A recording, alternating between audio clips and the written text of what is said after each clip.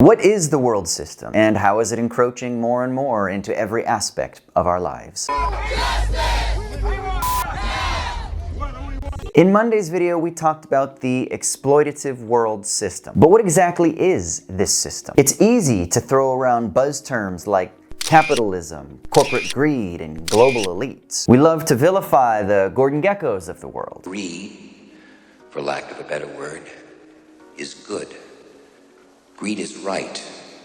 Greed works. But beyond supervillains, what are the nuts and bolts of this thing that we rightly can call the world system? And related to our Monday video about the 3 possible traps of meditation, what would it mean to develop a rich meditative practice that 1, breaks us from our ties from this system, and that 2, is committed to an ethics of care and virtue? So what we need to do is know what this system is, where it's going, and then we can strategize how to build alternatives. First, what is the world system? We are nothing more than fuel.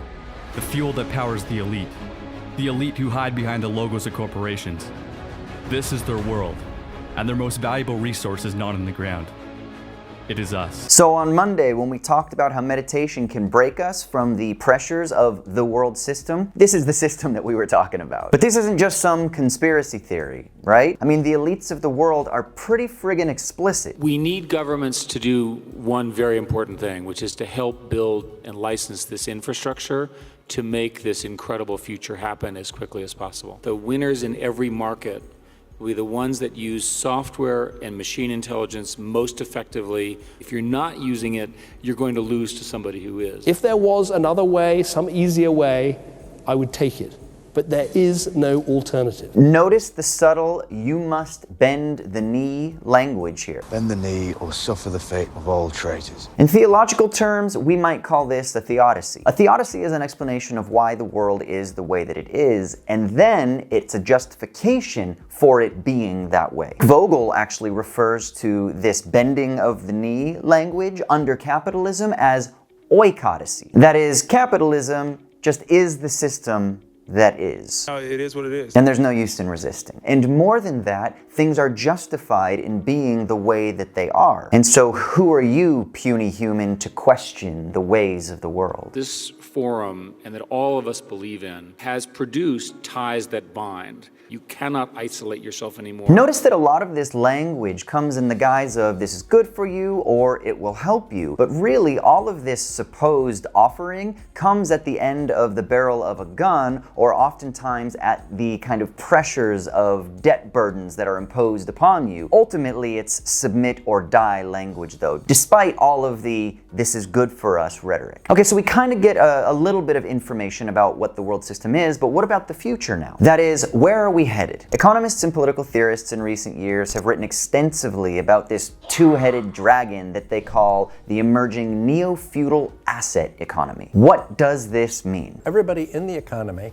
in order to break even, has to pay an enormous, almost all of their income to the people who possess property. In feudalism, this was the landlords. But today, it's not only the landlords, it's the bankers behind the landlords, and it's the monopolists and the landlords altogether. In a 2016 article, Yevgeny Muratsov wrote about how Google and Facebook are steadily marching towards greater and greater control over larger proportions of the economy. By destroying all competition and making the world dependent on their platforms, these neo-feudal lords will increase their control over how economic resources are accessed. One result could be the institution of micropayments for everything, from time spent web surfing to any and all social media activity. 4 minutes for a cup of coffee? You want coffee or you want to reminisce?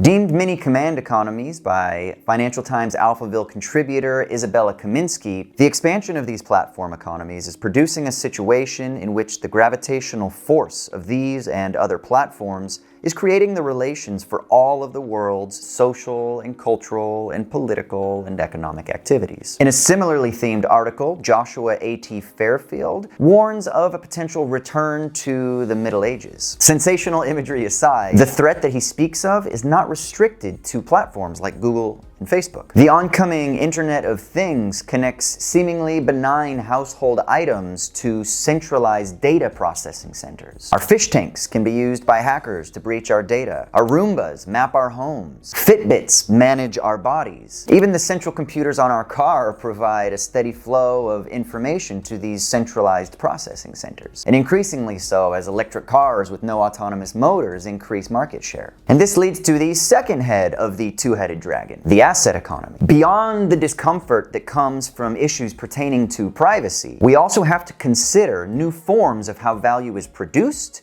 and how it is accumulated. After the recent news of Apple's reinvention as a services company, digital economist and author of Platform Capitalism, Nick Cernick, tersely stated that capitalism is on its way to ending private property for the masses and having everything provided as a service by quasi-monopolistic firms. Welcome to the neo-feudal asset economy. This is a world in which the mini-command economies own the platforms that dictate the demands and the limits of all socioeconomic life, and then they actually set the conditions by which life must be lived. They own, you lease. They set the terms, you abide. Alright, so what's the alternative? Now that we've thoroughly scared ourselves, to close, how about some hope, dude? Am I right? Well, let's turn our attention back to meditation and our Monday video. The most celebrated and senior Vipassana teacher in the West, Christopher Titmuss, tries to correct what he sees as an overemphasis on the inner life by drawing attention to the outer life in traditional Buddhist teaching. The Buddha questioned war, the power of the Brahmins, privilege, criticized the kings, the powerful, the greedy. So I prefer to be a servant of the Buddha Dharma, keeping as true as possible to the Buddha's core message of this integration of the inner and the outer working together. For Titmuss, as for traditional Buddhism, there is a right mindfulness and a wrong mindfulness. Wrong mindfulness sees meditation as a biomedical instrument that can really only eliminate the symptoms of system-induced stress and anxiety. Like prescribing medication for dysentery rather than cleaning up the water supply, in this form, wrong mindfulness only acts as a palliative. It eliminates the symptoms, but never fully addresses the cause. Right mindfulness, on the other hand, calls to mind the Four Noble Truths, calling to mind things that would fully overcome suffering, identifying the way the world system operates, how it exerts its stresses on us, how it plans to keep growing, how it corners us by saying there is no choice, and then ultimately by working on developing better alternatives than the current conditions that frame the way we live our lives. And this is where our practices could really flourish. If they were tied to active social and political participation in creating new world systems, new forms of socioeconomic arrangement, building new communities based around contribution and participation rather than production and consumption, based on mutual connection with our environments rather than a one-way extractivism, and based on peace, artistry, and abundance rather than conflict, stagnation, and scarcity. In a word, if our mindful practice mindlessly accepts the momentum of the world system once we are snatched from our meditative state, then we run the risk of 1, further discontent in the long run, and 2, further strengthening a system that can only ravage the earth and its resources. So look, I'm going to provide a heap of links below so that you can do further research in your own time. Cool? Yeah? Alright, so what do you think? Are you psyched to live in a WALL-E-esque world? Or do visions of The Road and Elysium and Mad Max come to mind when thinking about the future? So comment down below and let's chat about what you think about what the current world system is and where it's heading, and then what we might be able to do by employing a variety of resources within our toolbox to create better alternatives. And of course, make sure to like, subscribe, share, all that good stuff, and let's bring some more people into this really rich and complex discussion. Love ya!